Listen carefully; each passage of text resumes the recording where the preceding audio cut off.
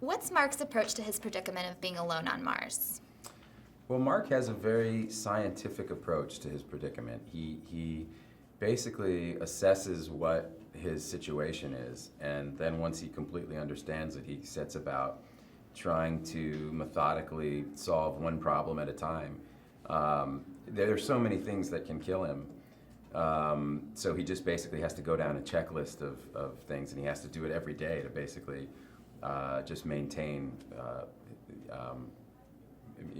his situation. Because the smallest break in anything, if the hab breaches in any way, he's gonna meet a grisly death, because he'll lose all of the atmosphere around him. If he runs out of water, he'll die of thirst. If he runs out of food, he's going to starve to death. So he's in a bit of a fix, but he has a very methodical approach and a scientific approach to his situation.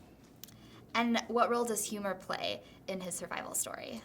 Well, humor. The book is really funny, and the movie I think is really funny, and which might surprise some people.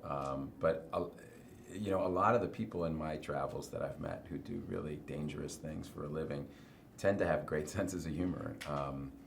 I think, because if they really just dwelled on how perilous their situations were, they'd go crazy. So instead, they crack jokes, and so Mark has a really kind of great gallows humor about him, and we really wanted to keep that. That's something that's very much in the book.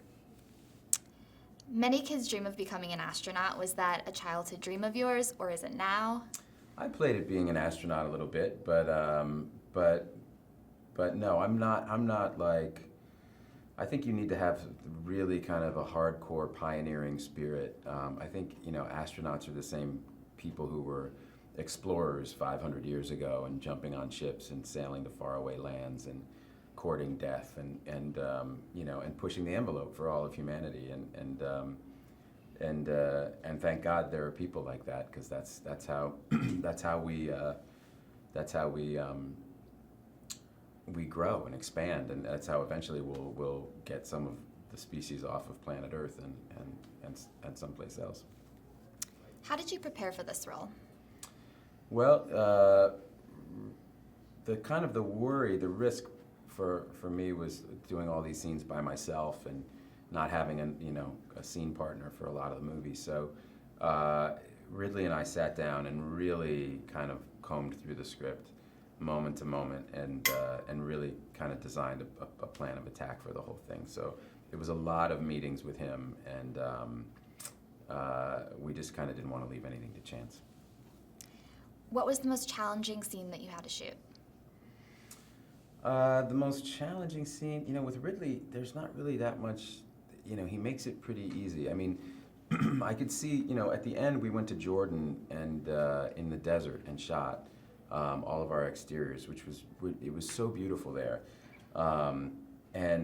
But the spacesuit, had Ridley been slower, had it been another director, I would have been like sweating like crazy, and that spacesuit would have been really uncomfortable. But because it was Ridley, we went really fast, and so even in the Jordanian desert, wearing the equivalent of a 4.3 wetsuit, like I never even broke a sweat. And Mark is stranded with several forms of entertainment that his crewmates have left behind, like Happy Days and disco music. What would you bring with you to Mars if you had to go? I would bring better programming, definitely. I think I'd bring The Wire instead of Happy Days, and I'd bring my own playlist. Thank you so much. All right, thanks, Ariana.